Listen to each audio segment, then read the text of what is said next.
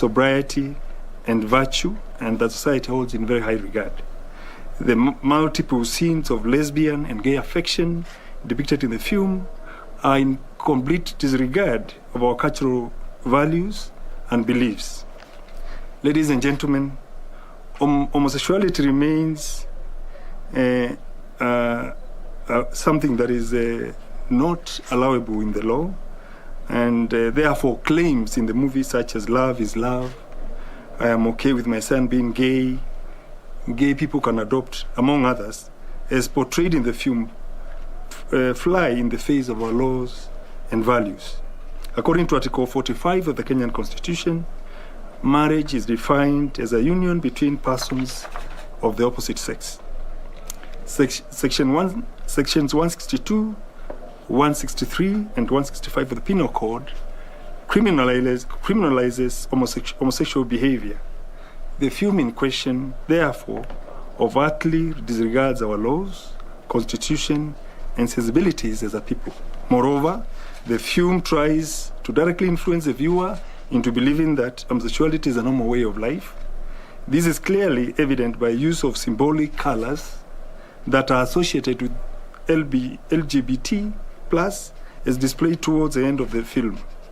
The film also petitions society to embrace homosexuality as a group of homosexuals stages a march to advocate their rights as one of the scenes in the movie.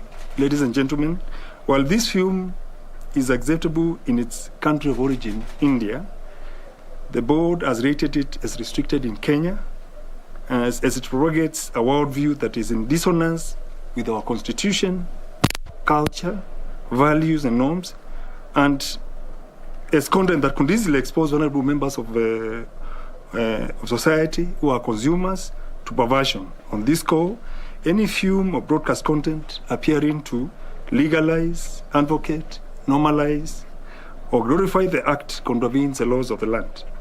The film is therefore unacceptable and an affront to our culture and identity as a people.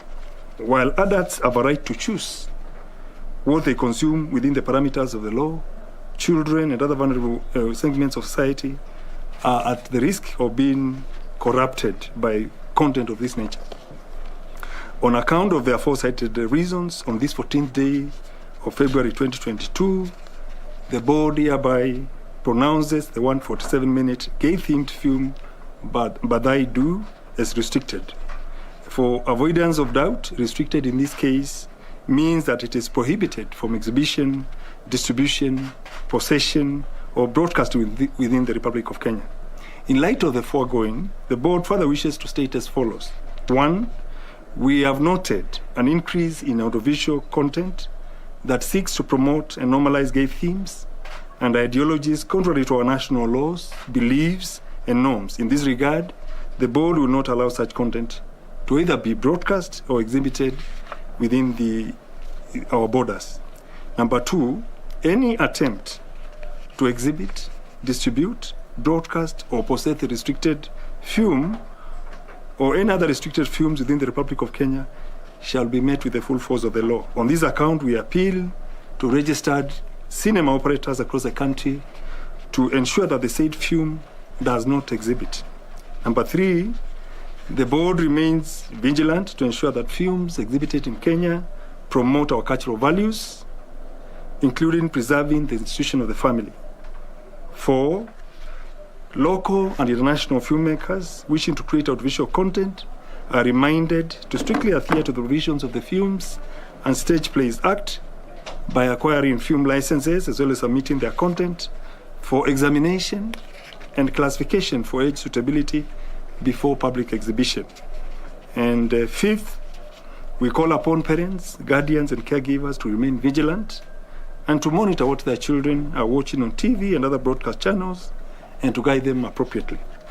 Ladies and gentlemen, on a different note, but still within our mandate, the board has noted a worrying trend where audiovisual content bordering on political incitement and hate speech is being produced, uploaded, and peddled on social media platforms in blatant breach of the provisions of Articles 33 and 34 of the Constitution of Kenya and KFCB's film classification guidelines. In this regard, content creators are reminded to strictly adhere to the provisions of the Film Stage Plays Act and other laws. It is worth noting that in the past 1 month, the board has flagged down audiovisual content on hate speech and reported the same to relevant government and private sector organizations for appropriate action. The board shall remain vigilant in monitoring film and broadcast content shared on social media platforms and other broadcast channels in line with our regulatory mandate.